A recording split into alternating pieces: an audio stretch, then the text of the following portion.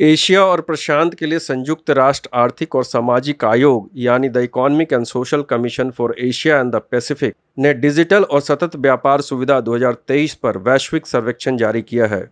भारत ने 2023 में 93.55 के प्रभावशाली अंकों के साथ 2021 में 90.32% के साथ वैश्विक व्यापार सुविधा प्रयासों में खुद को सबसे आगे रखा है।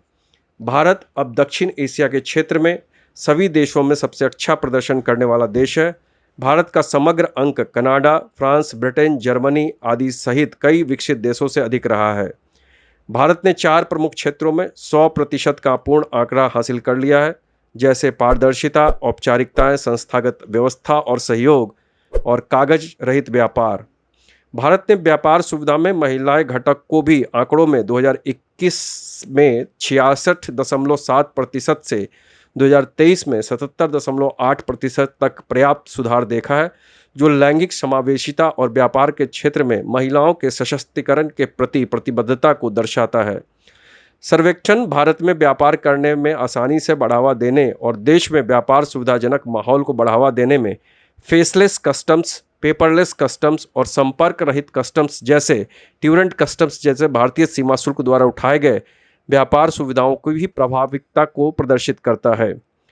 यह व्यापार की सुविधा के लिए सिंगल विंडो इंटरफेस, आगमन पूर्व डेटा प्रोसेसिंग, ई संचित और समन्वित सीमा प्रबंधन जैसी पहलों के माध्यम से व्यापार प्रक्रियाओं को सुव्यवस्थित करने और पारदर्शिता में सुधार करने के लिए भारत के निरंतर प्रयासों को भी दर्शाता है। एशिया और प्रशांत के लिए आर्थिक और सामाजिक आयोग एशिया प्रशांत क्षेत्र में सबसे समावेशी अंतर सरकारी मंच है। आयोग सतत विकास चुनौतियों को समाधान की खोज में अपने 53 सदस्य राज्यों और 9 सहयोगी सदस्यों के बीच सहयोग को बढ़ावा देता है। एशिया और प्रशांत के लिए आर्थिक और सामाजिक आयोग संयुक्त राष्ट्र के 5 क्षेत्रीय आयोगों में से एक है। यह 2015 से डिजिटल और सतत व्यापार सुविधा पर वैश्विक सर्वेक्षण आयोजित करता रहा है।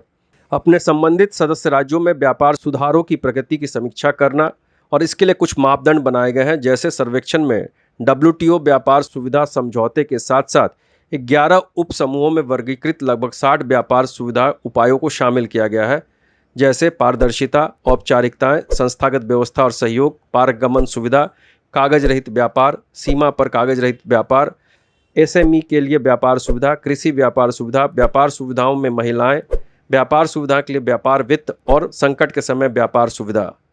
सर्वेक्षण तथ्य आधारित है और डेटा संग्रह और सत्यापन के लिए आमतौर पर 3 चरणीय दृष्टिकोण का पालन किया जाता है, जिसे हर साल 2 साल में 6 महीने की अवधि में लागू किया जाता है।